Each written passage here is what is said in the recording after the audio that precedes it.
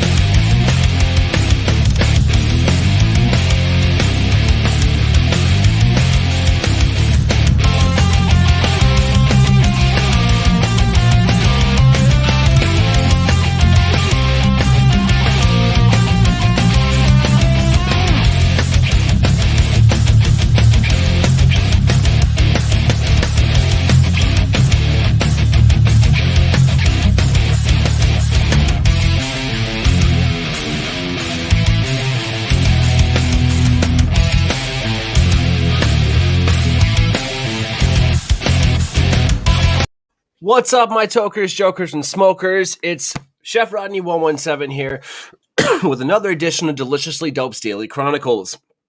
We are waiting on my guest today. Technical difficulties, as always, but while we're waiting on our guest, we're going to talk about a little bit of like personal accountability. So, personal accountability goes a long way, a very long way, y'all. And really what it means is just know what you're accountable for, know what your responsibilities are. For example, if I don't mow my lawn and you live in a city who says that you have to mow your lawn, you're going to get a ticket or something, you know? So definitely like pay attention to what you're responsible for in this world and what you're not. The same can be said about, you know, who you say things to, et cetera, et cetera. It is what it is. You know, there's all different walks of life. There's all different perspectives, y'all. So, you know, let's be happy while we do, you know, what we do on this one life that we have to live. I really look forward to the guest today. I really do. Miss Sara Williams. She's doing a lot of awesome things out in Alaska. She does a lot of, you know, hemp for healthcare out there. Huge advocation of that. But it's really the backstory that I learned about her that really it piques the curiosity for me, because I don't want to sit down and agree with everybody. What's the point of agreeing? You don't learn shit that way. You know what I'm saying? It's not really all that fun, man. You know what I'm saying? Oh, okay, you're saying the same shit I'm saying. Well, what do we learn? You know? And so I want to disagree with people. Now, this is the perfect person to have a proper disagreement with. I look at, well, first and foremost, Alaska. Alaska is, you know, it's very, Americans would think, you know, and it's part of America, very barren, you know. You know, who would want to live in Alaska? Well, come to find out, quite a lot of people. And, you know, hemp and cannabis are huge in Alaska and Canada, basically Canada. Anyways, but, you know, and so it's insane. You got what? Pearson's up there doing his thing, man. You know, with that B&B, you know, it's a whole new country up there, really. And then you got Sara here. You know, she's an Illuminati Christian that used to be a Satanist. I'm going to repeat that. She is a Illuminati Christian who used to be a Satanist. Now, if that isn't intriguing enough, I don't know what is. I don't know what is. There's so many questions that just start flooding me by the perplexity of just that title alone of what she's doing. But if she's able to tie all of that together and still remain, you know, a world changer, visionary, and leader, her words, then yeah, I mean, that's a person you want to talk to. So why aren't more people talking to people like this? I mean, if we're going to paint a mural, you need all the pieces, right? Okay, then. You know what I mean? So it's just kind of like, as a chef that had that chef mentality, if I'm sitting down and putting all of the ingredients together in a dish, I'm going to want all the parts. That's just fucking mise en place. Anybody that knows kitchenese knows exactly what I just said. And yes, there are those that would even nowadays say, oh, you said kitchenese. That's offensive. Okay, fucking how? How? I mean, it's if anything, it's offensive towards people in kitchens who work in the industry that all just said, yup, or heard, if you will. So, I mean, listen, stop subjecting yourself to things is really kind of the takeaway on that. But it's the truth, though. Mise en place is a kitchen term. It's French. It literally means everything in its place. Tattooed on me. It's a life meaning. It really is. And in order for, us to like kind of attribute to that and whatnot, I mean, it's just like, dude, do your part. Know your accountability. Know that, okay, if you're going to say you're going to do something, do it. You feel me? But at the same time, don't be afraid to do your own thing. So that's where you have to really, that duality is just, wrecked sometimes by people. You know what I'm saying? It's terrible. It really is. There's a lot of big businesses that are already kind of circling the chum on the water with cannabis. Already, man. The real mom and pops, you know what I'm saying? Like, the real mom and pops are like they don't even get a chance. You know what I'm saying? So it's kind of like not even fair to the mom. It's not even fair to the people. The entire reason we're doing this. So it's like, why even do it? But it's the idea. It's the personal accountability. Okay. I'm really interested how let's come back to Michigan for a second. Okay. I'm really interested to see how Michigan's going to do when consumption opens up. How busy is that going to make chefs? How busy is that going to make cooks? How busy is it going to make anybody really? So I want to see what happens. But without any other further ranting on my part, she's here. She's in the studio. Her timing's off, but we love her anyways. Gosh. Sara Williams, how you doing? That's what happens when you're in Alaska and you got hours of time difference. So sorry, guys. So sorry. Oh, dude, don't even worry about it. Don't even worry about it. Just do us one more favor and turn your phone to the side. And brilliant. Look at that. Oh my God, you're good. It's like you've done this before. A couple of times, maybe. I have to tell you, I have been excited before on shows, 100%. I'm excited on every show, okay? It's a blessing. Wherever you want to look, whatever deity, it's a blessing to be able to do what we do. You feel me? Yes, I agree. First and foremost. Secondly, thank you. Thank you. Seriously, I absolutely look. Okay, so correct me if I'm wrong. I was trying to describe you before the show, tell people why I was excited for the show. Okay. And this is just from what I've seen. And, and again, do correct me if I'm wrong.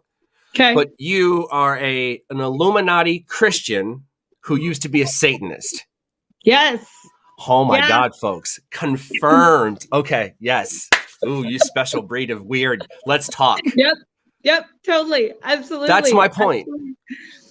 So here on the show, Miss Sara, we do a little bit of, we're all about the W's in life, though. You got to have those W's. For my sports people out there, they know exactly what the fuck I'm talking about. You know what I mean? I don't really play sports, but I like to use sports references in the kitchen.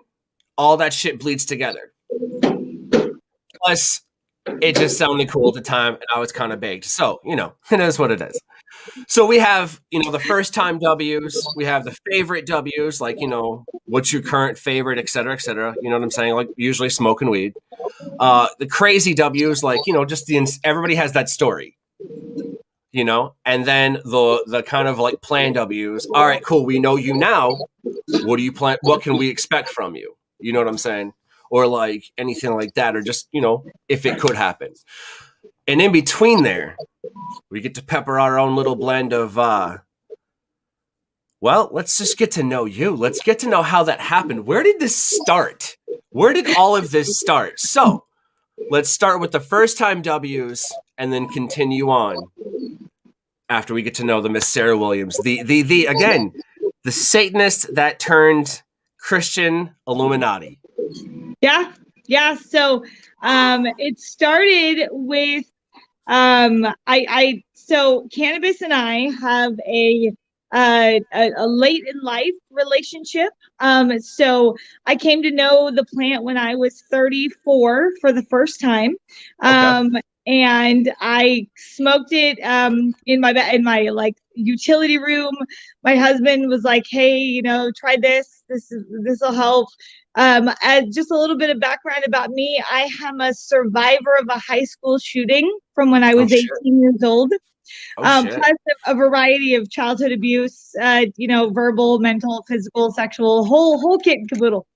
And so what plagued me most of my life was depression, anxiety, PTSD, and all of the things that come from trauma of that level.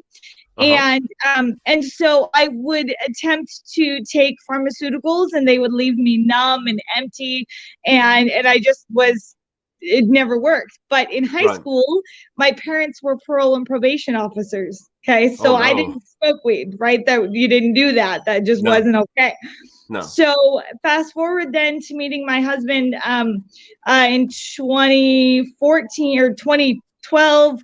We got married ceremonially. Is a long story. Anyway, 2014 is the first time that I'm consuming cannabis, and I'm like, whoa, this is medicine. This makes me feel normal. This makes me feel like I can survive. Like this, whoa. And I quickly became a huge fan of the plant. Well, that was during legalization here in Alaska. Okay. It was right before legalization. Yeah. So it was October 14th of 2014. Mm-hmm. And then November 4th of 2014, Alaska went recreationally legal.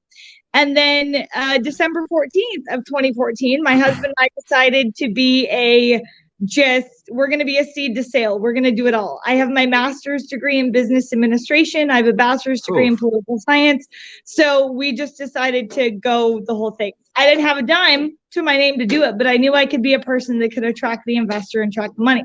So got heavily involved in the regulations, got heavily involved in setting the new set of regulations around this new industry. I became chair of the Marijuana Advisory Committee for the Mat-Su Borough, and really just walked it out. And then I was in a car accident, and then I started using cannabis for chronic pain instead of just for kind of mental health issues. And then I came to realize that strain matters. And if you don't use the right strain and delivery method and smoking versus edibles or dabbing versus, topicals, it matters. It really does. And I found that out the hard way by really only being able to try what I had on hand. And at that time, even though Alaska was legal, we didn't have any regulatory framework. So we were still black market central. And when it's black market central, you get whatever you get. You don't have any. You get what you get and you don't throw a fit. Yeah. That's right. And so I became, so not only did I start to use meditation, but also cannabis, for managing my chronic pain. And at that time, though, I was also practicing witchcraft and worshiping Satan. Like that was my spiritual path at that time. And I believed, Mother Earth, and that was it. And we honor Mother Earth. And I used, also I burned it, but I had a big old spell book, and that was my life. And as I began to meditate, and as I began to go deeper into the fact that I had created all of these walls for myself, that my trauma had created a false sense of reality, that all of this delusion started to break down. And when that happened, so delusions of grandeur. Okay, so no, I'm following you. Delusions of grandeur. Yep. Yeah. And so I had created this belief, I was super addicted to popularity. I was super addicted to this sense of high that cannabis gave me, and this sense of what other people thought of me. And I was just really addicted to that. And then I was also very sexually free. So I would share myself, whatever, pictures of myself with others. And I noticed that I sucked up that attention. Like I just, I loved it, man. It made me the best high ever. And so, but at the expense of my marriage and the expense of myself, that ruined that, part of me. And so, so I walked that season out, and, when the Illuminati came to find me, they came to find me in June of 2017. And at that day, the exact day that they came to find me, and they came to find me, not, some of you may get scammers that find you on Facebook, and they try to get you to pay them money, and they try to say, oh, come join us, pay these items. There's a ton of scammers out there. Do be careful. But this individual came to me on text message, and the day, let's just give a semblance of the day that they came to me. I was actually walking into my girlfriend's house to make love to her on what should have been my 5th year wedding anniversary. Okay, like that's how bad my marriage was at that point, and how adulterous I was at that point. And so it was a dark place where the light came to find me. And so I love that. I'm sorry. No, this is this is a road. All right, keep going. It is. It's a crazy road. So one of the things that I noticed with cannabis was that it began to manifest what others may call schizophrenia. Okay. Kind of a double mind or a split mind scenario where you have a demon mind and you have an angel mind, where cannabis helps you connect directly to spirit and connect directly to that light within you. On the opposite side is you kind of end up on these ups and downs necessarily, where the darkness comes to reign when the light's not there. And so you hear things like, I'm a piece of shit and no one loves me. And you begin to sit on those thoughts, and they destroy your mental state and then everyone around you. And so slowly but surely, that darkness really overtook my life, and I allowed it to, because I didn't have any way to fight against it. I didn't know any better, and so I thought somehow Satan would be my light, and he'd be my, woo, and he wasn't. But it took me 9 months to figure that one out. It took me 9 months of believing that Lucifer and Satan was the light, and that was gonna solve all my problems if I just worshipped and practiced more spells and witchcraft, and it didn't work out. So I came to know Jesus. My allergy pill. I take an allergy pill. Oh, and when it kicks in, it's just snot city. I'm sorry. That's all right. It's all right. I was like, sorry. But no, so I need to recap there. I need to recap there. So the Illuminati came to you via text message. By all means. Yeah, by all means, do whatever you gotta do. I'll let you know if it goes down. It's absolutely fine. I have so many questions at this point. Let's do it. All right, so I want to get to the first time W's. How is it that someone so incredibly desperate was willing to say yes to a text message, right? Like, that doesn't. Like what? Yeah, here, you guys want to see my reality? Check it out. Welcome to Alaska. Welcome. Oh, that looks cold. I'm freezing looking at that. No. I'm in Michigan. All right, so there's snow here too, but I'm cold today, man. So I'm a chef. When my hands get cold, it'll ruin my fucking day. I am spoiled. I am a spoiled little baby. It's fine. If you watch me on Facebook, you see that this is my God card right here. Yeah, You see my dude, you body just card? got, yeah. Yesterday, after much Yeah. prayer and fasting, someone gave me a car. Like, oh my Congratulations. God. That's fantastic. Yeah, we had some people saying what's up. We have Bruce Conley saying what up. We got Dabba Dave, what's going on, buddy? How you doing? How you guys doing? Let's get down to it real quick before I forget. Or because this is insane. This is How do we go absolutely over the insane. text message, right? Is that what Huh? do we need to cover that? The text message? How did I follow that? Yeah, like that's Why? Because one of the tactics that the Illuminati uses is they say, don't you want wealth and fame? right. Right? Yeah. Don't you want wealth and fame? Come on, everybody's seen it. And when you're in a space of, hold on, guys, I got to get my, You're all right. there we go. So when you're in a space of, how do we do this here? Let me see if I can, oh, my roomie's got it. Sweet. So Thank you, Rumi. when you're in a space of desperation and flesh and sin, and you're like, hey, do we want to go to set free? So you're willing to do anything and to believe anything in order to get yourself out of that space, because at that time, oh no, technical difficulties, y'all. The story's getting good. No, don't do this to me.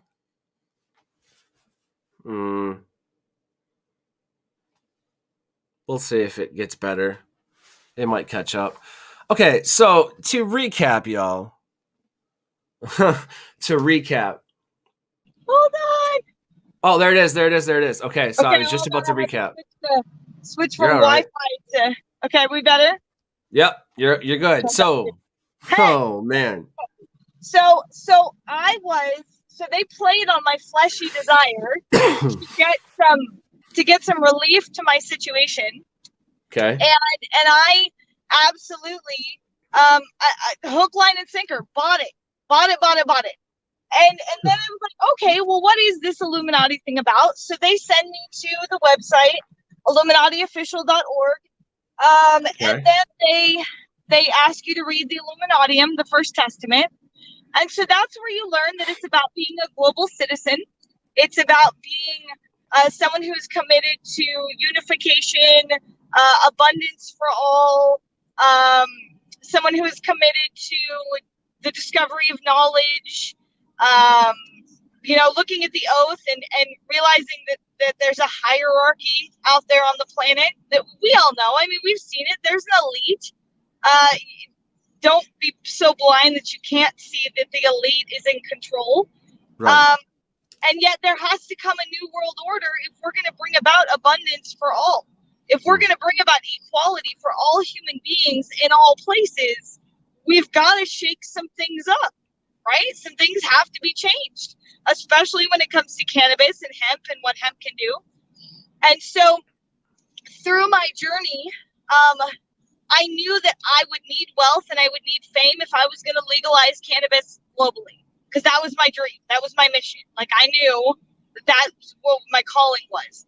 Right. But then it came down to realizing that I needed money. I needed contacts because people have money, But through all that process, let me just say, just to recap quickly, it went from darkness to darker, because then I left my husband. I went homeless. I battled significant mental illness, significant physical illness that doctors just had no idea what to do with. They threw me down the road because I was using cannabis, and I was begging them, please show me, please watch me consume cannabis. Something happens to my body and I don't get it, but I need to know so I can stop the pain that I'm experiencing so I don't have to consume cannabis anymore. And I would beg them, and they would say, well, I'm sorry, we can't do that because we're so scared to lose our federal license. And so after 2 years... Which is selfish. It is true. Immensely, true. Yeah. And so after 2 years of battling a healthcare system that was ignorant about the endocannabinoid system and just mental I mean, serious mental anguish. Let's just call it that. Serious, every day of my life for 2.5 years. I came to know Jesus. A friend of mine prayed for me in a parking lot. Actually, we were at, okay, let's, the legit about this is that we were at a marijuana control board meeting, okay? Now I was 10 days off of a neck surgery, and I was 4 days off of having left my abusive girlfriend. I was sleeping on my mom's couch at 38 years old, okay, as a single mom to a 5-year-old. Let's just get the reality of what that was. So at the lunchtime at the marijuana control board meeting, my friend and I go hit a dab bar, okay, that was behind a glass shop in Anchorage. And on the way back, she prayed for me. And she prayed Father God right down into me, I swear. I opened my heart to Jesus that day, and I have been absolutely transformed from that day and from all the darkness that came in my life. Huh. All right. And all you sound very proud to have admitted that. You know what I'm saying? You sound very proud of that, and I can tell the pride there. I respect that. I do. So I get it.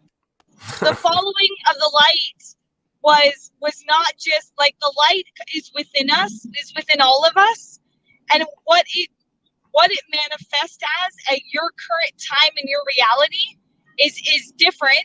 Mm-hmm. But the same light, which is Jesus, that light lives within all of us, but it's constantly calling to us. It's calling us to come to it, to him, to a relationship with our Father. And I knew, like, I'm not a quitter, but it was hard times through homelessness to continue to work on myself, and believe that it could get better. Like, to have any type of hope was insane.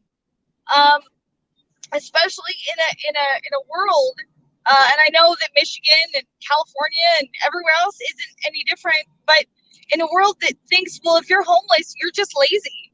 You're just, you're just a piece of whatever. Like, they don't care about the human behind the homelessness. And that's where the hemp houses for the homeless came from as part of the Hemp for Healthcare initiative.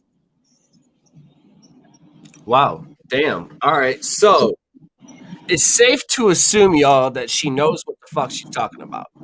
Okay.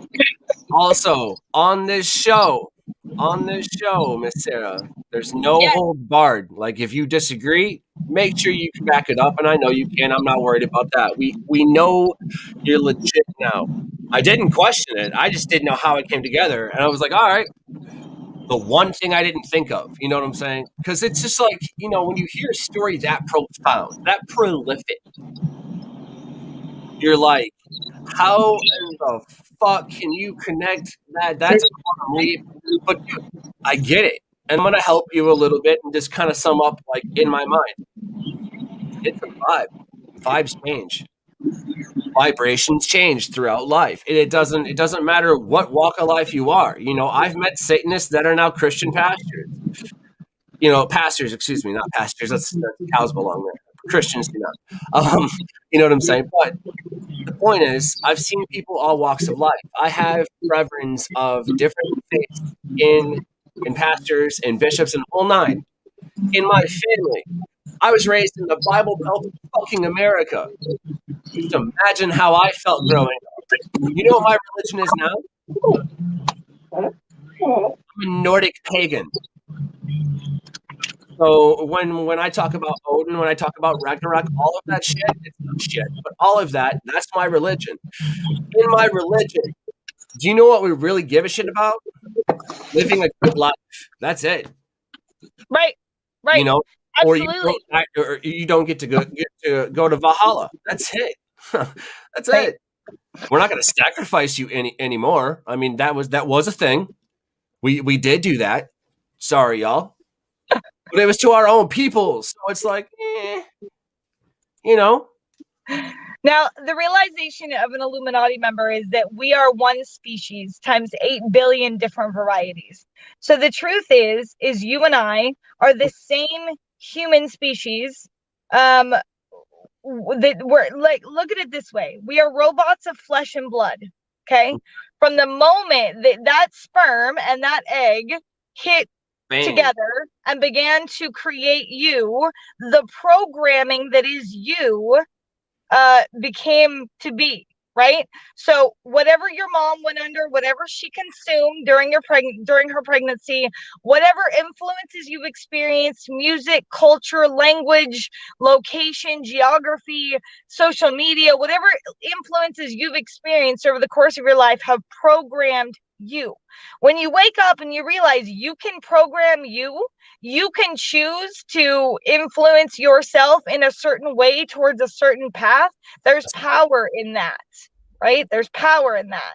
And Quick question, because I took that down and I'm really baked and I'm fucking loving this. So you're saying that if we're programs, whatever cannabis we consume, that's like a game shark and cheat codes for the program?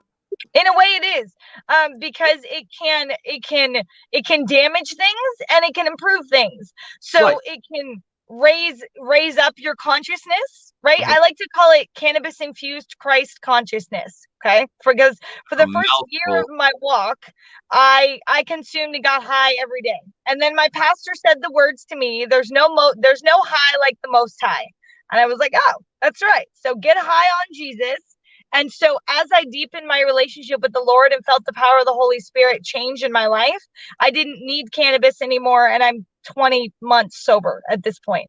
But the truth is without cannabis, I would not have awakened to the spiritual level that I'm at, because it has that power to decalcify your pineal gland. Okay. So that pineal gland, right? It's that third eye. It's your like eye of Horus, sitting in your brain. Looks a bit like the eye of Horus. It calcifies with artificial foods, fluoride from toothpaste or water. It calcifies when you don't meditate, when you don't take time to speak to your inner divine and let it guide you.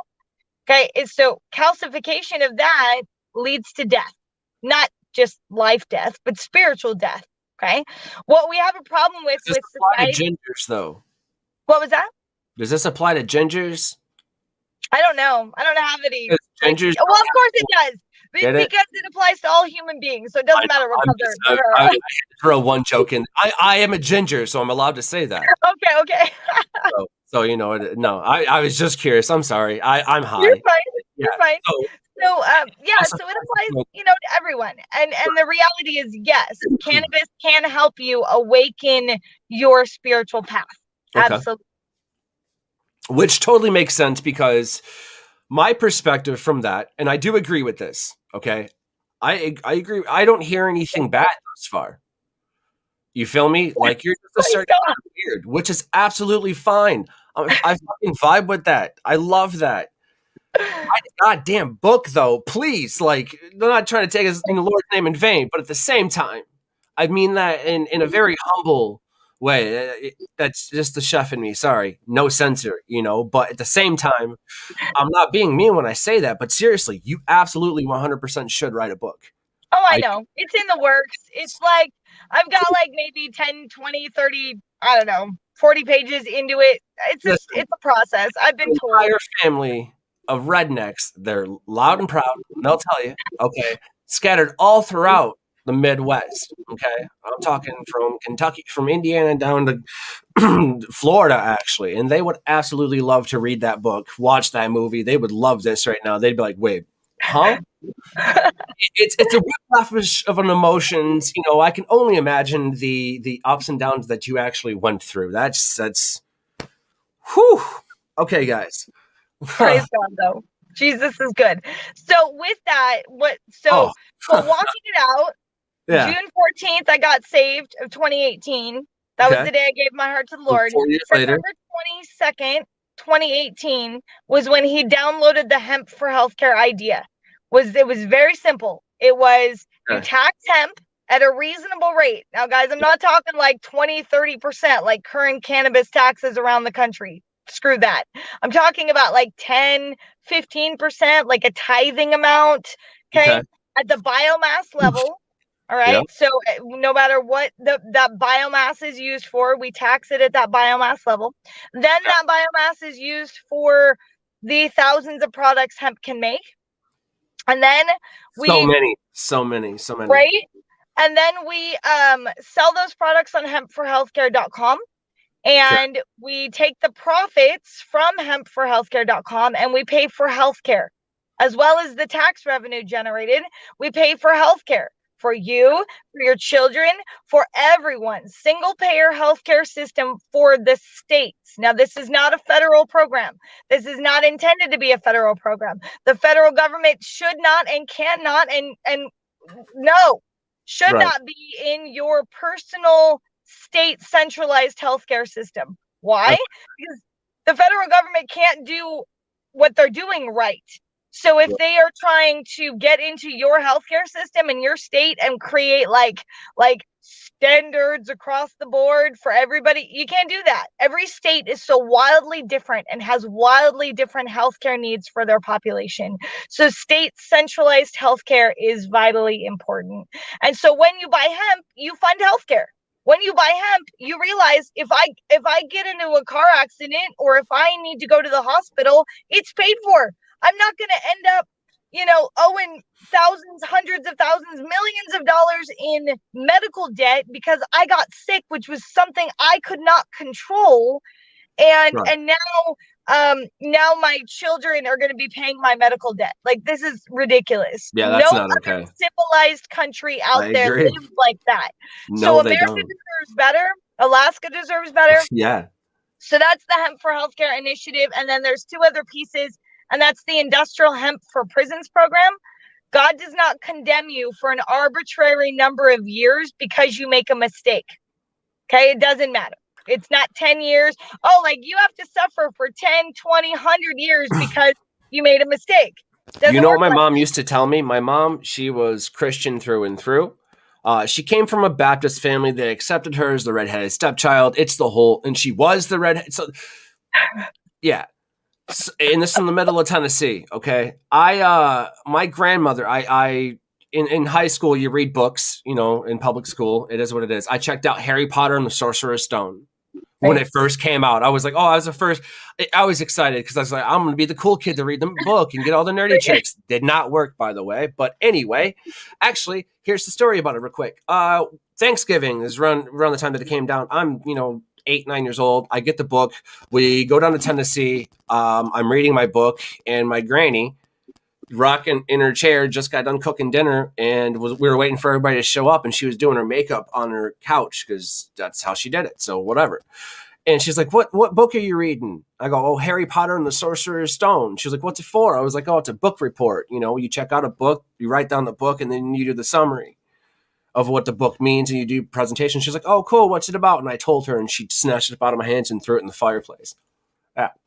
So, point is, I didn't really come from, solid ground. So that's why I really look at theology as you know what I mean? There's maybe some ways we can tone some stuff down. Maybe not burn the book, because my mom and dad's like, well, where's the book? I was like, she burnt it. She's like, I don't even remember what she said. That blurs out, but the image is still there. The lesson is still learned from the scenario. In direct response to that, I've allowed my child, who is 7, to watch all Harry Potters. We've watched them all. Yeah. But we have a very solid discussion because of Mama's background with witchcraft. Mm-hmm. The Lord does not want you to practice witchcraft. That this is a nice, fun thing to look at, and it's fictional, and that's great. But there's a discernment line that you just don't do that. So, And I get that. And so as long as, and you've created boundaries. So to me, okay, you went from, legitimate delusions of grandeur to actually setting boundaries and confining yourself and doing what you want to do to be happy. Right. So psychologically, let me just kind of look at that for a second. So it's like having turned off a part of the brain to protect the rest. That's exactly what happened. That happens to memories all the time. It happens to our unconscious all the time. Mm-hmm. So like when the school shooting happened when I was 18, trauma, and of the 17 people rather sitting at my cafeteria table that morning, I remember 2 of us walking away without a bullet. me and Yeah. Jolie. And my best friend was shot in the head. And all my best friends were stuck in different hospitals across the city. And I was the survivor. And so one of the PTSD elements that I had was this compartmentalization of Mm-hmm. my feelings and That's what I of was just my, gonna say. this, Yeah. this codependency that I had where everybody else had to make me happy. And so those are things that I walked out through my recovery. So after 5 years of consuming cannabis every day to hide from these things, I Right. decided to run headfirst into these things. And it was, I mean, recovery is not Yeah. easy, guys. It's like It's the not. hardest thing you've ever done, but when you're done, when you walk Mm-hmm. through it, you feel better on the other side. Oh yeah. So it's You really gotta worth burn it to it. earn it, man. Yeah, exactly. And cannabis can help if consumed properly, because it does have that potential to Mm-hmm. release your inhibitions a little bit and help you to feel a little deeper. So I definitely experienced that. But like I said, for the Mm-hmm. first year of my walk, I mean, I what happened was I would get high, and there's things called, we originally named them yogatations. Okay. Okay, wait. And the these these were like a meditation where my body and my Uh-huh. mind would separate, and it would be this So it's meta.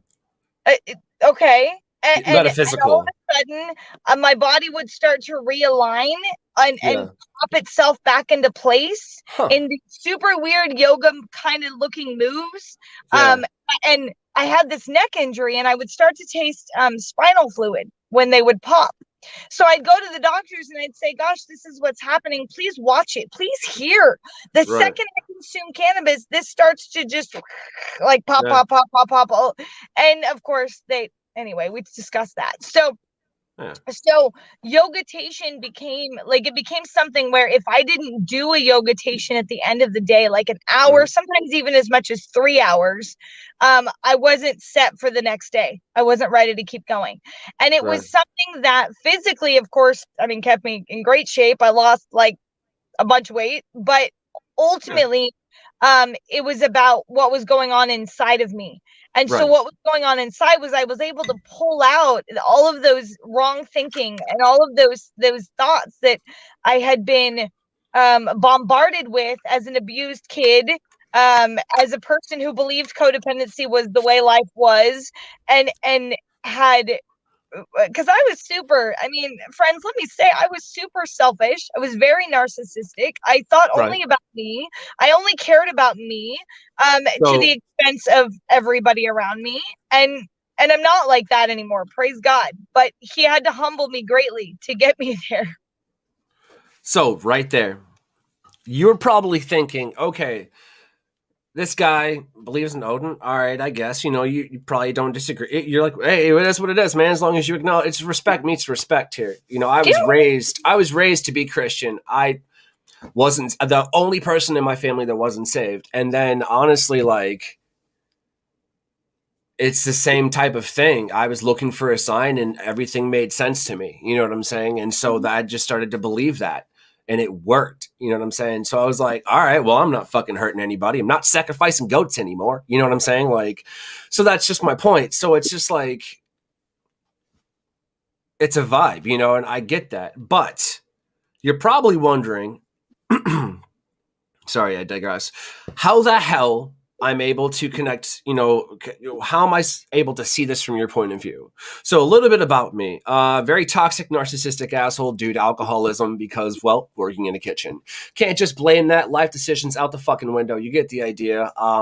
But my entire mantra of life is you've got to give grit a little bit of pressure and time, and it'll turn into a pearl or some shit like that. Anyway, no one except for yourself has talked about the fact that we're both recovering narcissists. The narcissism wasn't caused by what we were doing. The narcissism was caused by how we were dealing with what we were going through. It does not define you. Mm-hmm. You're able to be saved or you're able to be changed. I don't care what verb you've got to put with it. I'm also not gonna denounce anything that you fucking say, because that's just shitty. Don't be shitty. Don't be a dick. You know what I'm saying? Like, if you're like, hey, Jesus Christ never existed because of it was the no. Listen, there is a lot of science in the Bible. All right, and to furthermore impress my mother, if she's listening from I hope to be heaven, Psalms 23 was her favorite. The Lord is my shepherd. Okay, I remember parts and pieces of it, but as long as I remember that, I can still look the shits up. You feel me? Mm-hmm. So that's where I'm at with that. I at least, I read the Bible. I went to these classes, and it just doesn't. Go ahead. Sorry. Let me input here that it's not about a Bible. It's not about. It is. I mean, God's word is true, but it's there. It's about your relationship with your Creator. Yeah, yeah. And I just didn't have that there. You know what I mean? The problem that we have in society is religion. Okay, religion that tells you that it has to be this way, or you are whatever. You're wrong. Okay, the truth is, yes, I stand on God's word. It's been an amazing foundation creator for my life. I speak it. I teach my son in it because I raise up a child in the way he should go. So when he is old, he will not depart from it. Okay, so these things, though, the truth is Jesus is your heavenly Father. He's a creator of you. So have a relationship with him. Okay, start today.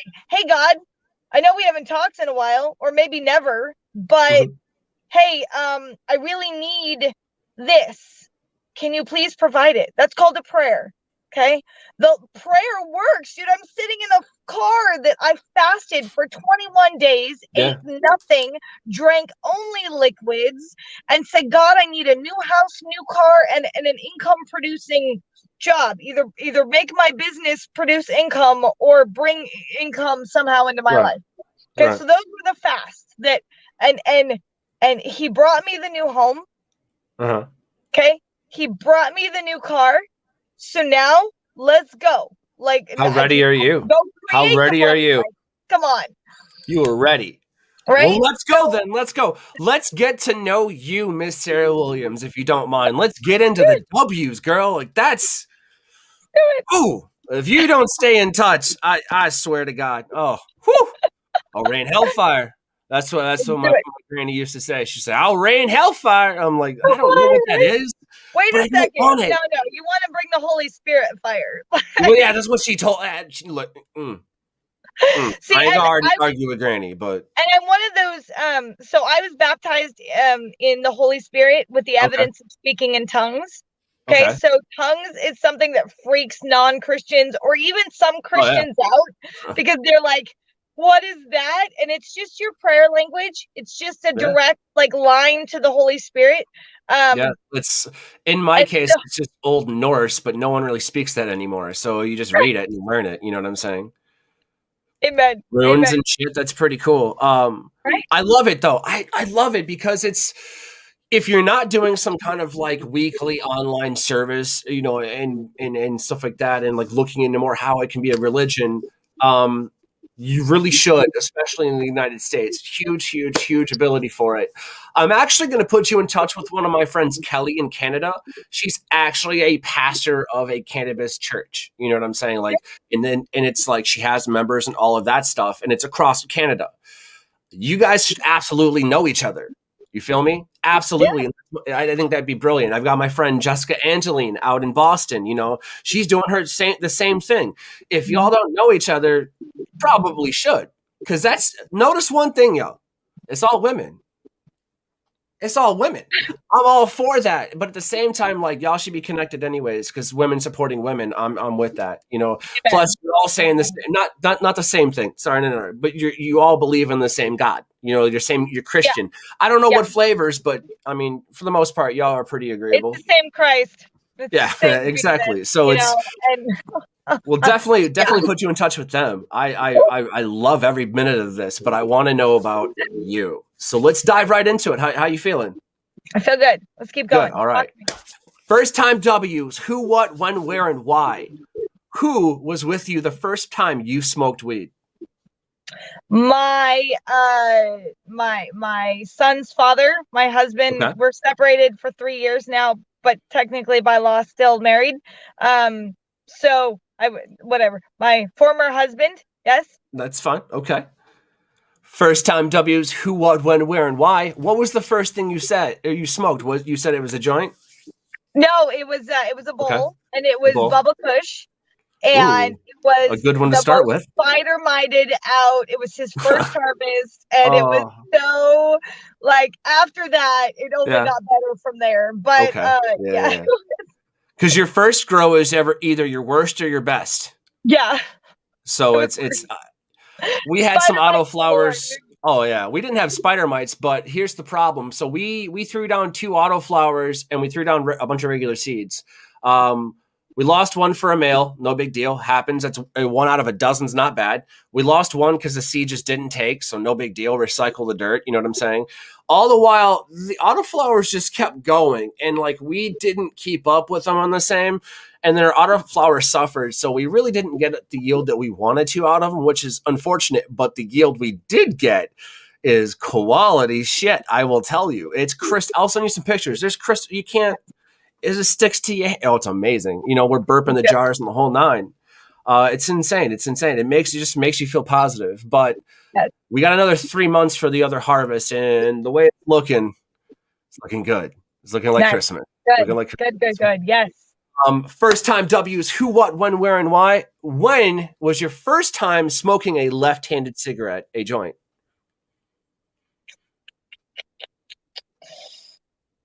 I want to say like I was 30, I was like 35, so it was like five Okay. years ago or so. Okay. Yeah, and we had a rebellious organization here in Alaska that wanted to do on-site consumption. Mm-hmm. So they did this building where if you brought your own, you know, and they didn't sell BYOB. it, You're just a then it was consumption lounge. Yeah. okay. Okay. And for Yeah. about a year and a half, they were able to get around the regulations Mm-hmm. until the government moved in a way Hmm. that had to shut them down. See, now all of that because of a joint. All of that. Yeah. That's why I asked that question. People are like, I just told you I just smoked a bong. Yeah, that's great. But when was your first time smoking a joint? That's a whole different thing. Yeah. Because you gotta, yeah, it's a whole different thing. First time W's, who, what, when, where, and why. Where were you when you first smoked the electric lettuce? You were saying, I mean, we talked about it was with your ex-husband. Where were you? Okay, so like I gotta step back. So my very first experience Right. with cannabis was with an edible. It was a Okay. 100-milligram cookie. Oh no. Oh no. Oh no. Oh no, Oh no, no, no. no, no. Yeah, it was No. bad. It was bad. I ate half of it, didn't feel anything, ate the other Right. half, mood swings up and down, paranoia, Yep. laughing, crying, hold me in the corner. Yep. Yeah. So then Call the 2 years ambulance. post that, so October 14th, 2014 was, and I know dates. So that day was my son had gone to bed, and I was in the laundry room, like tucked away, you know, with my husband smoking a bowl. All right. That actually works out perfect because the next question, first time W's, who, what, when, where, and why, is why did you do it? Oh, There's all, yeah, that matters, you know, does matter. because we know how You you know, did it. When I look back on it, I did it because I had such horrible experiences with pharmaceuticals. Mm-hmm. And I knew that I kind of knew then that, well, if God made a plant for something, then maybe that's a better choice than a synthetic man-made pharmaceutical.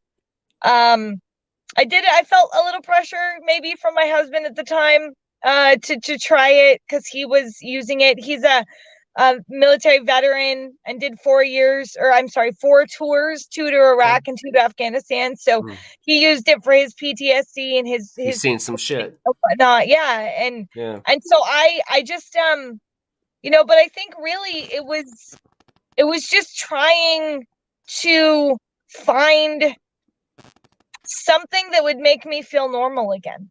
Okay. Something that would be able to fight the, fight the depression and fight the anxiety that I was experiencing. I don't experience that anymore. Normalize and or help suppress some emotions in order to move forward. Absolutely. Yeah.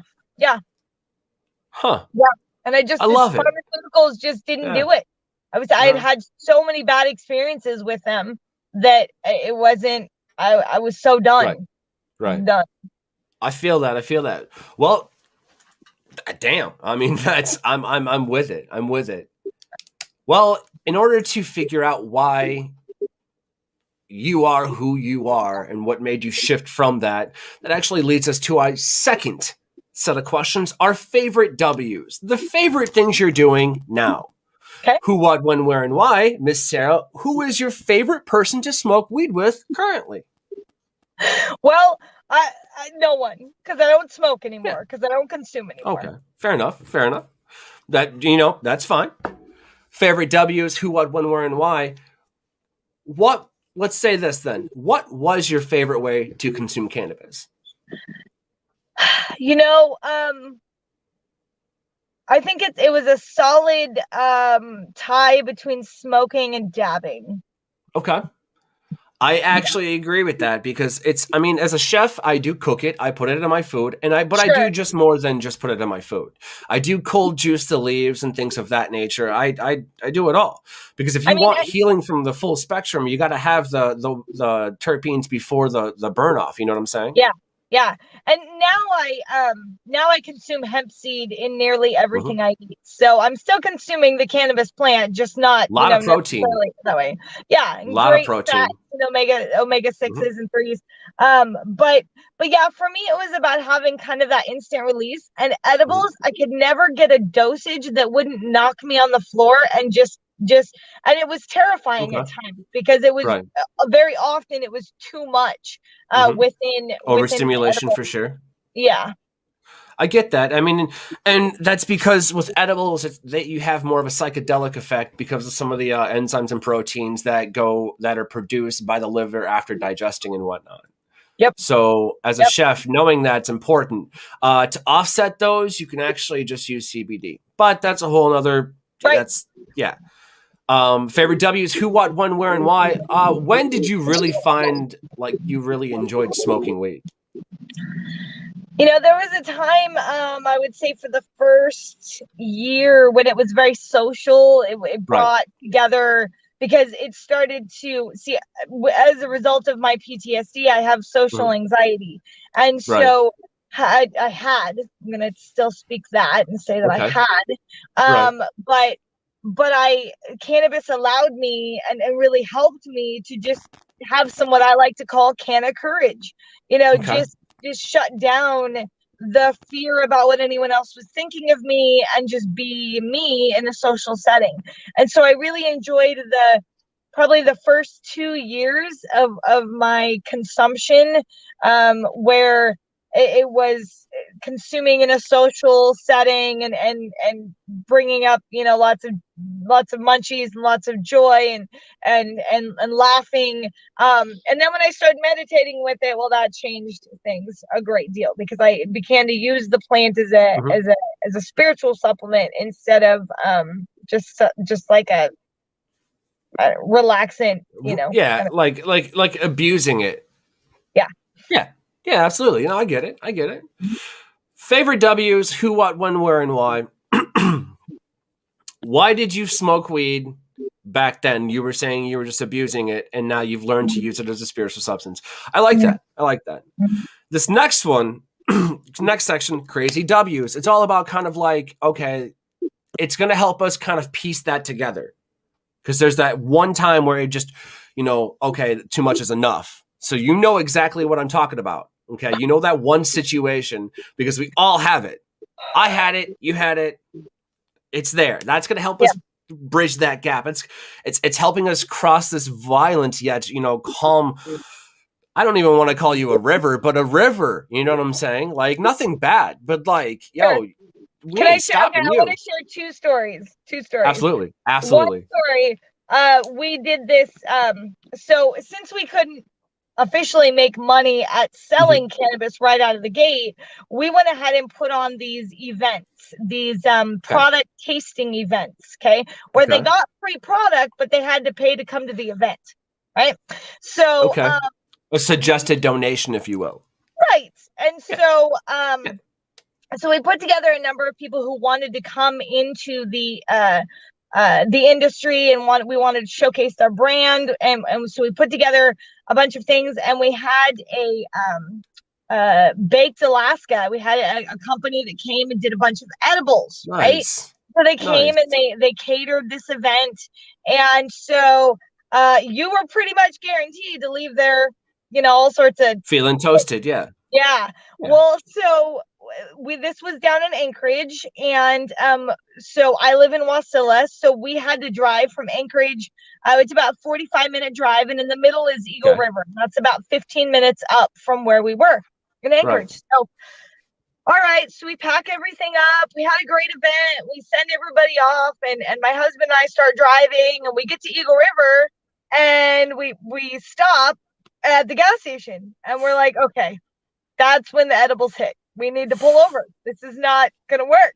So I'm like, hey, I need to go to the bathroom. So I go into the bathroom, or I go into the gas station, and I look around, and I can't find the bathroom. I can't find where it's at.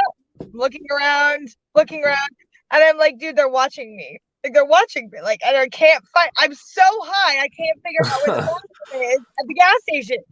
So instead of going pee, instead of asking someone or whatever, because I'm, high, I just turn around and walk right back out and go back into the car. Just sat there. Yeah. And then it took a while. We were able to, sit there and just get sober, and then drive back home. Or no, we went and got some food, and then we drove back home. But just one of those moments where we're like, edibles are sneaky little bastards. They are. You got to be responsible with that stuff. And then here is to end it on a humiliating, super humiliating decision, because there is that moment when sometimes, and I don't want anyone to do this because it was horrific, but I'm going to share it because I feel like when you share these things, no longer can somebody have power over you for it. So, so one of the things that I did after I tried to, I tried to get this retail store going, and then my investor said this is taking too long, and he pulled the funding. That left me with a complete, what am I going to do? I have no idea. Well, so the next thing was someone came to me and said, hey, will you write our application for us? I was like, yeah, I've written applications before. Let's do that. So I became a consultant, and I began to take people from the idea of, from like concept, I'd like to have a retail or a grow or a manufacturing, and I would walk them through the process of the application and regulations, and guide them to the end licensing. So I did that with 3 retailers, 5 cultivation facilities. And when I was doing that with one particular cultivation facility, it was in the middle of my darkest time, not feeling well, was sick all the time, was living in the garage of a friend who had allowed me to stay with her. Like, it was a bad time. And I was not feeling well that day. I was feeling very dizzy. I was feeling like maybe I was fighting something, but I had to go meet with this client at their grow. Had to. Now, at the time, let's just add the extra spin to things. I was also a prostitute. I was also getting paid to be an escort at this time. So I was super, and a porn star. I had a Pornhub channel, and a Chatterbait channel. I was a sex addicted fiend at that time. So I came to this client's grow that had a house in the back area, and he said, hey, do you want a dab? And I knew damn well that I should not be getting high in public. I knew damn well that I should not be doing that, because I knew that my yogatations would start and things would start to pop, and it would be weird for anybody witnessing. That's why I stopped getting high around other people. But anyway, I did it anyway. And so I start the dabbing, trying to keep up with them. And then this guy says, oh, here's this edibles again. Here's this edible. Oh, it's really strong. Oh, I can handle it. Right. And I proceeded to, dude, I don't know, about 10:30, I asked if I could stay the night because I was so bad. And I ended up going into their like back room, and I took off all of my clothes, and I laid down and proceeded to pee myself all over. Okay, got on the floor.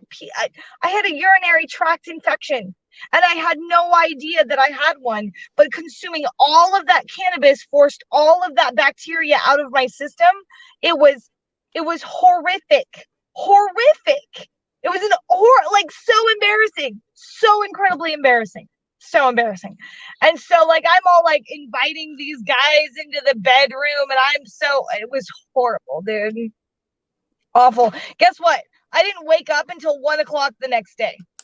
Okay, so has anybody like, and I say this in a very jokingly manner, but like when I envisioned you like calling the lost sailors to their doom, if you will, I was like, right? No, she should call herself, and she should call this like the chapter of her book, Succubus of Piss.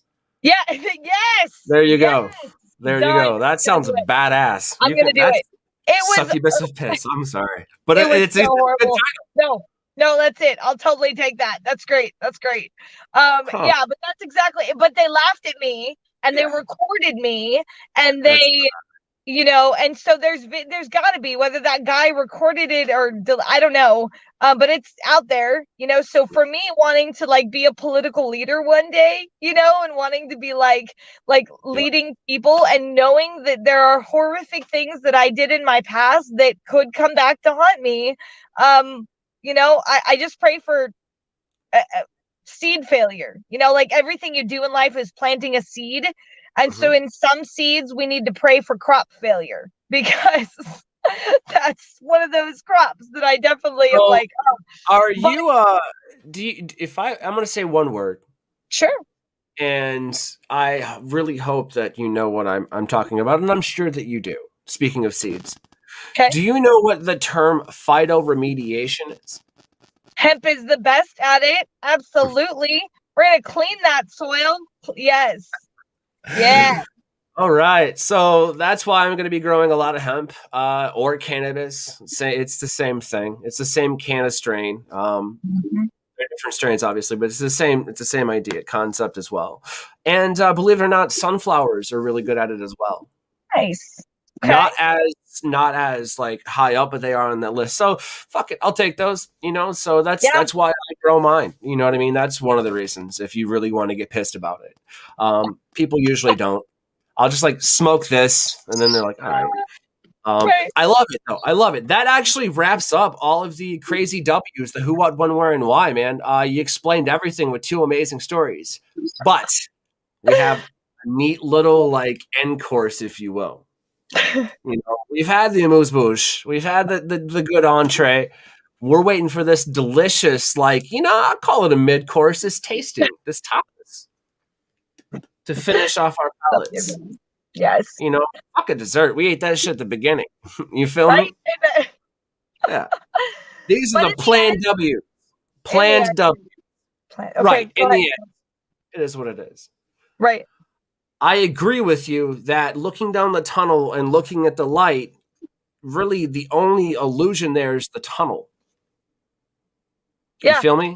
Yeah. That's what it is. And the tunnel is called tunnel vision because when we start to suffer from these afflictions that we just learn to tune out and numb, they actually do weigh us down, and you have to set yourself free and vibrate differently. If you vibrate high enough and enough, they can't latch onto you. That's the best way to describe everything that I've heard today. Yeah. And it's about controlling your mind. It's about taking every thought captive.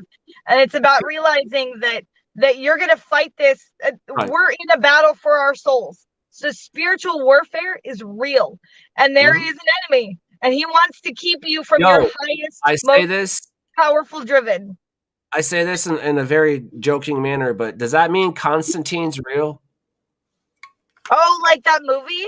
Like Keanu Reeves is Constantine. I just got that movie like randomly the other day, right? Oh, it's great. They're making another one, I heard. They fucking better. Constant. That shit was so sweet. Number one, because it was Keanu fucking Reeves. That's my man right there. If I could smoke a joint with him, I wouldn't at all ask him about his movie career. I wouldn't ask him about his personal life. I just get to know him real quick. That's it. That's it. We'll smoke and dope. That's it. But I digress. Again, I mean, Constantine, come on. But yeah, no, we are in spiritual warfare. But having faith, having goals, having these happy, positive, cognitive, I don't know, field marks, I guess, if you want to call it, to move forward, to score in the end zone, or whatever have you. It's good to set goals regardless of what faith you are. It is. It's just as a positive mindset to allow you to help compartmentalize, set some rules and set some statures. So we've created the section called Plan W's, the who, what, when, where, and why, if and when. You know what I mean? Okay. Plan W's who, what, when, where, and why of all the people in the world that you could smoke with. Excuse me. Dead or alive, who would you smoke with and why?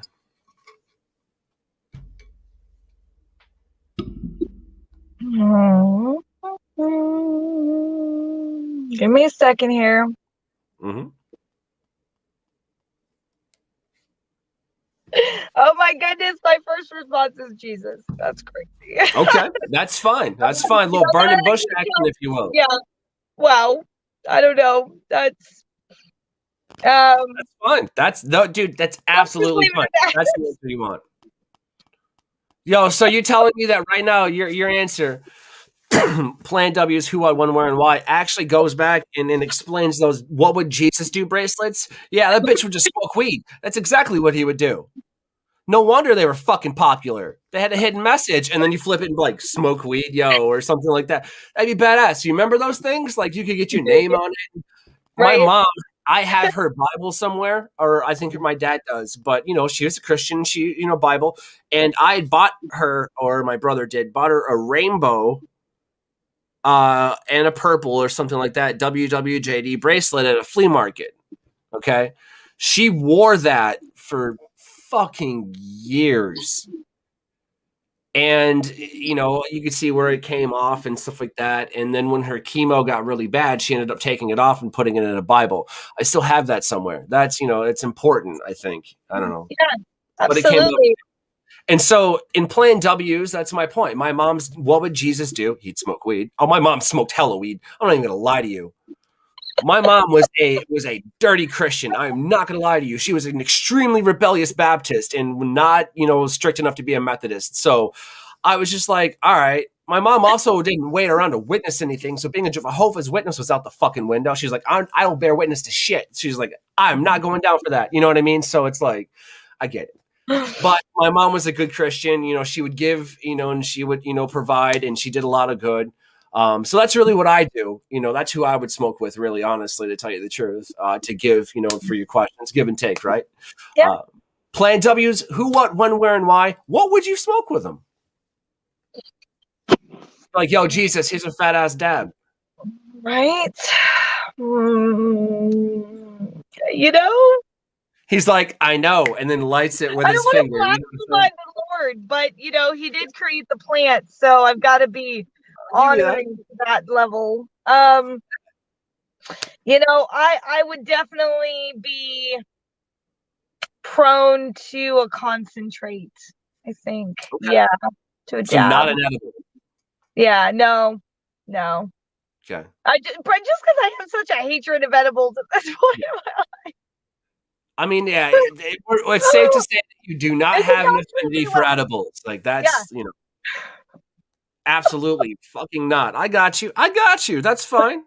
That's fine. I do want to send you some recipes to try to cook, though, if you're a cooking type that are infused, but they're infused with this is my golden standard. Like when I infuse my edibles, this is what I put into it. I put 100 milligrams of CBD and I put 10 milligrams of THC. That right there makes it non-psychoactive, but you still get that I call it the non-anxiety high. Yeah.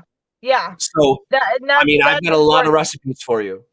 Yes. If Awesome. that's your thing. If not, worst case, just let me know. I'll tell you how to cook something and not put weed in it. It's not hard. Sure. Absolutely, CBD absolutely. infused food and cannabinoid infused food in general, whether it's CBG or CBN or CBD, 100%. whatever we've got, is just good for your body. So it's just important, and I look forward to the day when we can truly teach cannabis as medicine by reverse engineering your endocannabinoid system and saying, hey, what's your endocannabinoid deficiency? What's my endocannabinoid deficiency? And let me create an individualized medicine plan for your endocannabinoid deficiency. Now we have science for that. We have just got to go there and start accepting that can become a reality. So like a lifestyle coach in a sense? In a sense, yeah. And I know that I interviewed on Explaining Hemp, I interviewed Laura I'm sorry, Laura, if I say the last name wrong, but she's a certified cannabinoid coach. So her job is to teach you about what the specific cannabinoids are, and how they interact with you. And of course, we're still discovering what's inside the plant. So I mean, because of, so look at it this way. Real quick question for a Christian. How do you feel about cancel culture? I feel like America is offended and needs to shut up and just calm down. Here's what I think. And you'll agree with me, and here's why I think what I think. We can dive into that shit all we want. And it is true, and we're going to, sometime soon we'll sit down and chat about it. We'll talk. But I think that the same cancel culture are the same motherfuckers responsible for canceling cannabis back in the fucking day. And look where that shit got you. Right. You fucking dingbats. You know what I'm saying? So it's like, come on, man. I mean, I understand, like a child doesn't learn racism because their syrup bottle is in the shape of a woman that happens to have a darker skin pigmentation. They learn it from projection from their parents. Exactly. Because their parents or their society says that because that person has a darker skin pigmentation than you, they're different and you should treat them differently. And that's wrong. That's the wrong part. So racism starts at home, and it starts in your programming. It doesn't start necessarily what our culture. So when you take that and then you so like there's prohibition and all of that, we're looking at the levels over time. Okay, right? And so then racism was at an all-time fucking high. Let's face it, it fucking was. The cancel culture, was just kind of like, oh, don't do it because they'll think this, and they use racism as a fucking tool, which gives marijuana racist connotations. Yeah. Okay. That makes sense. That's unfortunate. Let's move past it. There's nothing I can fucking do about that now. So don't hate me about it. I'm trying to help. That being said, move, forward to 1965 with MLK and stuff like that. You know what I'm saying? All right. They make racism illegal, federally, X, Y, and Z. You get all of that shit that they went through, the riots, everything, the beatings, Vietnam, all of that shit going on, y'all. Fast forward to the fucking 80s, and Reagan's like, oh, the war on drugs and shit like that fucking shit. Okay? Then you insert DARE, which is pretty much just fucking racism anyways. Because I've had the police officer straight up in my fucking DARE class go, out of anybody in here, I think you, and you would have had drugs on you. Oh, there's 3 black students in the class. Why the fuck are you saying that? Right. The people I'm supposed to tell are the ones telling me this shit. So it's like growing up like that in the South, I can see, you know what I'm saying? There's got to be a different view. The problem with government, okay, and legalism, we call it legalism. We're going to make a law against that, and thus you have to abide. Okay, right? Is that when it is a desire of the flesh, when it is a flesh-driven thing, such as hate, sexuality, self-preservation, okay, you can't make a law against that and expect 100% compliance. It's not going to work. No. Because flesh is not driven by legalism, it's driven by spirituality. Right. That makes sense. So that's why that clearly, as a Christian, and even before I became a Christian, I was against abortion. Okay, I'm not for the killing of the human species in any way, whether you do it with war or whether you do it with abortion. You don't get the privilege to kill and take someone else's soul when they didn't give you permission to do that. Okay, so that's total independence. That's like soul respect. I'm going to respect your soul. I'm going to respect that child's soul. So an enlightened species, an awakened, enlightened species doesn't kill its own kind. Okay.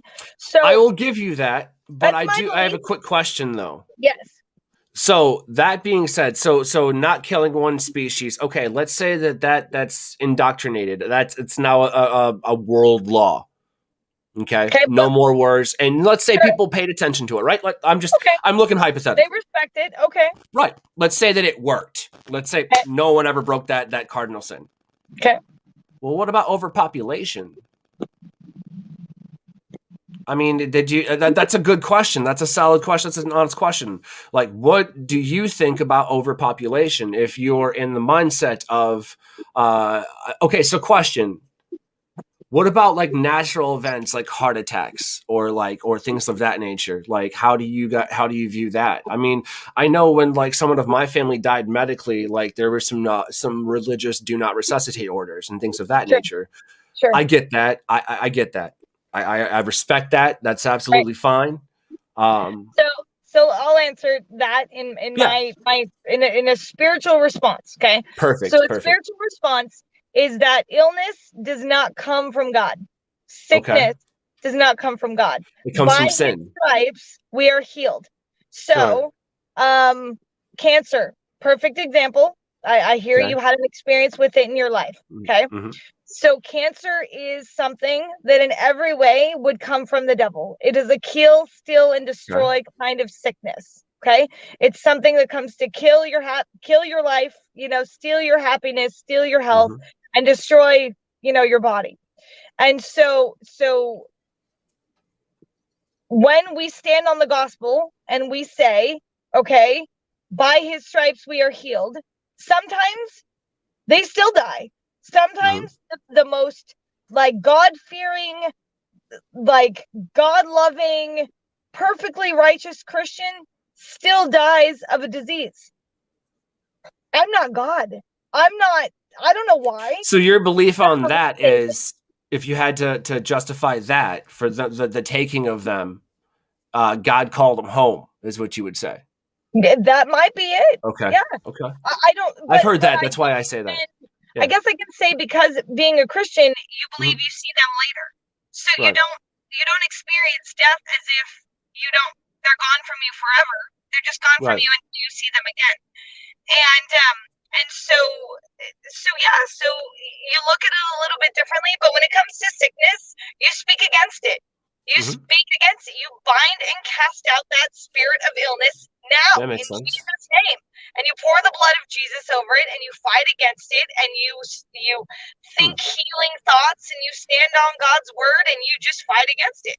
And so that is for the sole reason that I will not take a vaccine until they require me to do it, and until it's something that is like so like they'll, I don't know, like what, you know what I mean? Like I'm not interested in taking a vaccine because I will take my chances with what God has planned for me, not with whatever vaccine that has been created way too quickly.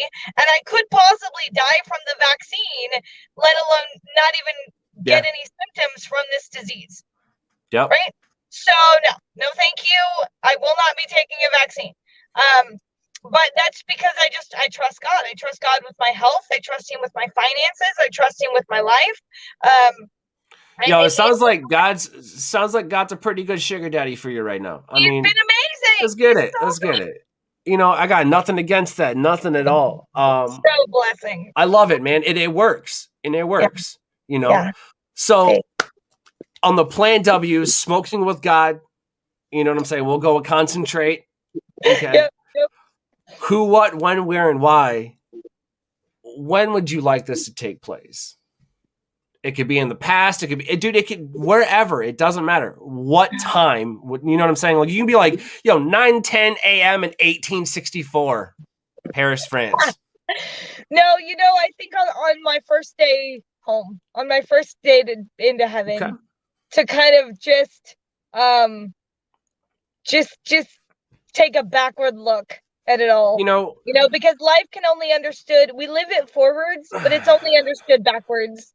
And we can only understand it after we've done it. And so as much as I seek the gift of prophecy, and the Lord has been helping me with that, and I do seek to be a vessel for his secrets, I really would love to know that after it's all said and done, look at what we did together. Well, that, I'll tell you this, that covers, when, and that covers where. We'll get to why in a second, but I got something to kind of pass forward a little bit about myself here for you. It's a give and take. It really is. I no longer need, it does. I no longer need a shot glass, for my sins and regrets. I no longer, I don't need a shotgun glass for my sins anymore and an ashtray for my regrets. I don't. Because I don't smoke anymore. I don't drink anymore. I'm not confined to that one area. I'm not a narcissist anymore. This is what I do. I just don't give a fuck. If it doesn't have anything to do with me, I don't give a shit. A lot of people are like, are you Democrat? No. Are you Republican? No. You're Libertarian? Then I was like, no. I'm a tax-paying American fucking citizen that tells you that you're all fucked. Oh, you're belonging to that new party. I never said that. No. No, I just said what y'all's doing's fucked. I created a new party. It's called the Human Party. If you are a human, you can be a part of my party. And there's some standards, like we stand for healthcare, and we stand for unification, and we stand for maturity, and we stand for abundance, and we stand for nature. So those 5 acronyms of the Human Party, I created my own. There you go. So I like that. We'll talk more about that later. We'll definitely talk more about that later. But listen, when I get my ass, when you get up to America, to heaven, you got the wrought iron pearly gates, and you're checking in with, the saint there at the door, Peter, I believe it is. Thanks. It doesn't matter. Just read his name badge. It'll be there. It's cool. Right. Once you get there, you can't expect to see my name on that list. I mean, listen, heaven won't take me and hell doesn't want me. I feel that's why I identify with the whole Constantine idea, because I'm kind of stuck in purgatory trying to figure out which way I'm going to go. And I'm good with that. That's why I no longer need a shot glass for my sins or an ashtray for my bad habits. That's my point. I've got a lot of people to piss off. And I'm really good at that because I have no holds barred. Because if you're a piece of shit, I'm going to tell you you're a piece of shit, and I'm going to tell you why. If you're cool, I'm a very open book. I come from a very sardinistic fucking career choice. Like, if I don't swear at you, like, I don't like you. Dude, I swore through. I spoke at my mom's eulogy, and I swore through the whole fucking thing. She wouldn't have it any other way. And that's the biggest issue. Like, when I've went to go speak at, local places here, they're like, dude, I need 1 fuck, 3 shits, and an ass out of you. I was like, what the fuck is that? Sorry. Like, I'm not saying anything offensive to anybody, but the point is, I haven't killed anybody that I know of. No murder, no blood on my hands. I'm just a dude trying to fucking come back from being 86th. You feel me? Which ain't gonna happen. Absolutely. I've been there. I mean, when it's all went down, I became extremely isolated. I felt extremely lost. Like, nobody loved me. I had no friends. I had nobody that was supporting me. I was broken, so broken.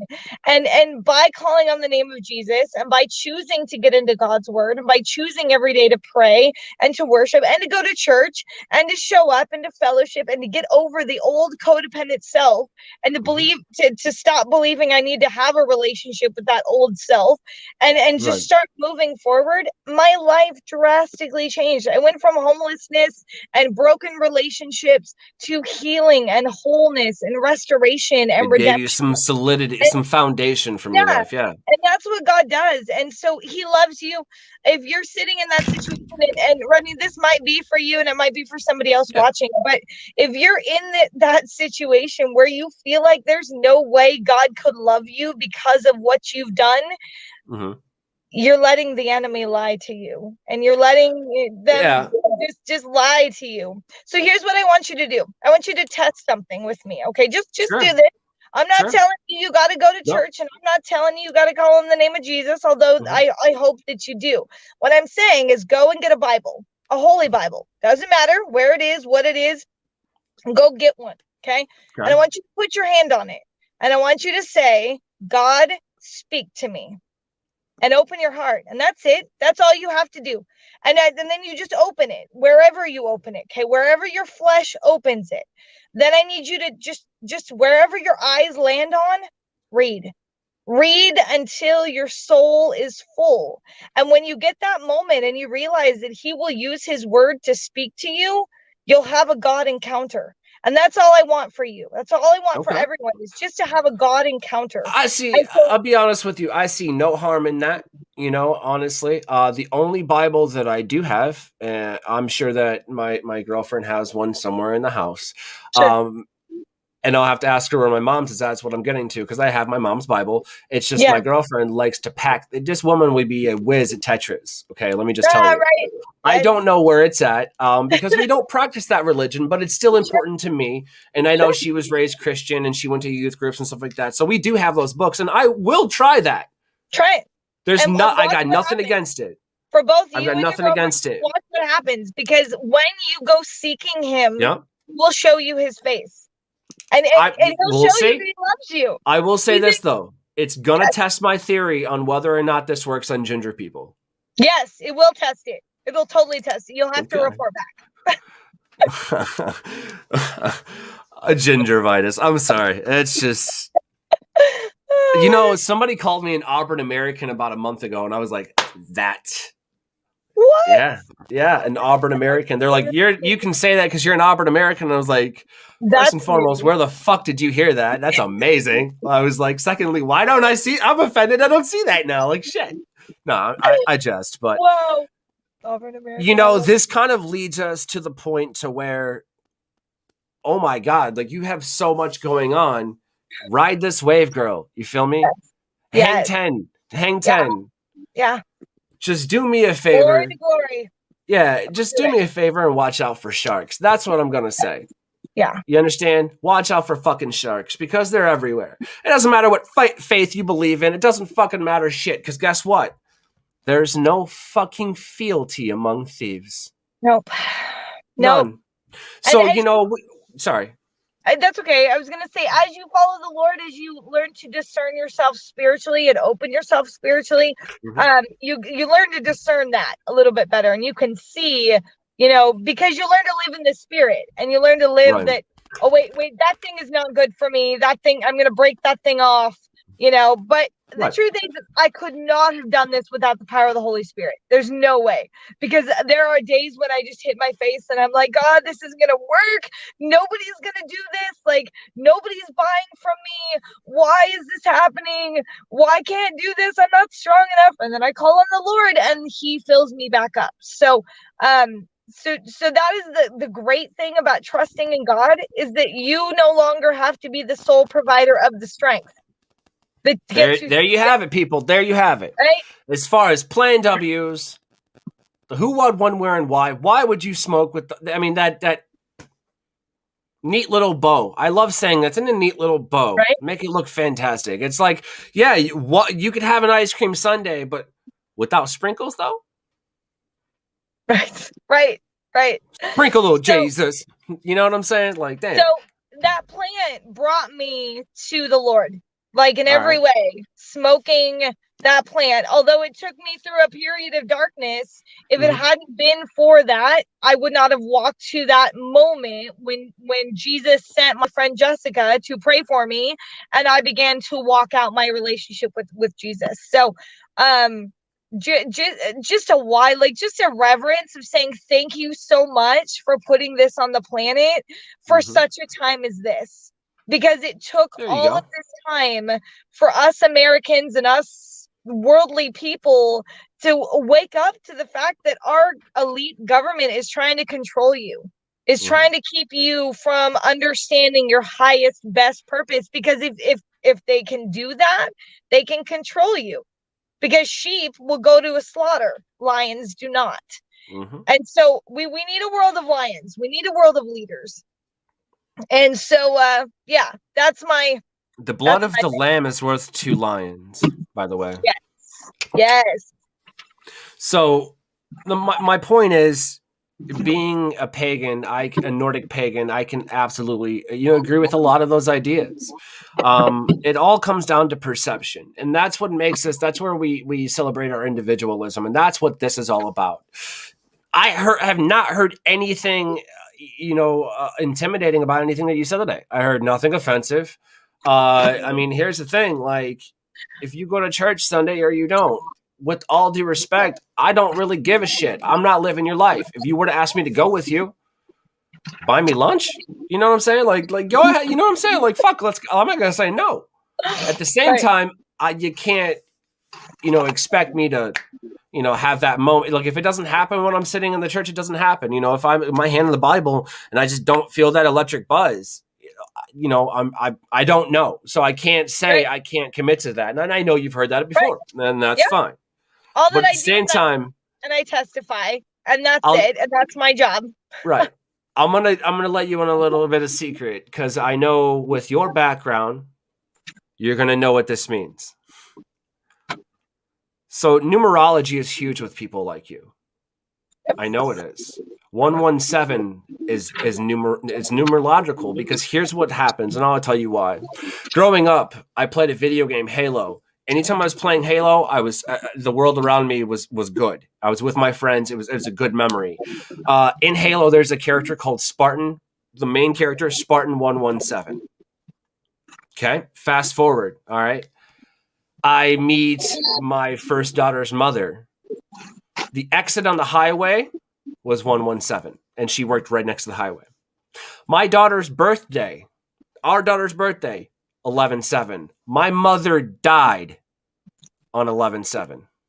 Okay, 117 is part of my name. I've actually turned down roles in certain publications and things because they're like, dude, I'm not going to let you call yourself Chef Rodney 117. I was like, then I'm not going to do it. That's my End of name. story. That's how That's I my identify. fucking name. I was like, yo, if ASAP Fergie or Bacardi, fucking Cardi B, if they can have names like that shit, Right? and that's great. Don't get me wrong. That's great. Let them.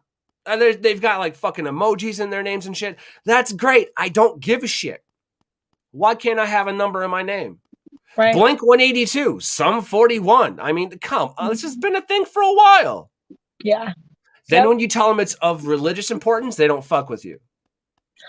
I shouldn't have to, though. That's my point. It shouldn't go to that point. It should have been like, all right, fuck it. That's what you want. Is that legally your name? Bitch, what if that was legally my name? Not you. Not calling you a bitch. No, But I'm I just got saying, like, you. yeah. Like, what if it was? Yeah. What are you Right. going to do about it? What's anyone going to do about it? That's my point. So if it pisses you off, you're only making me more fucking famous.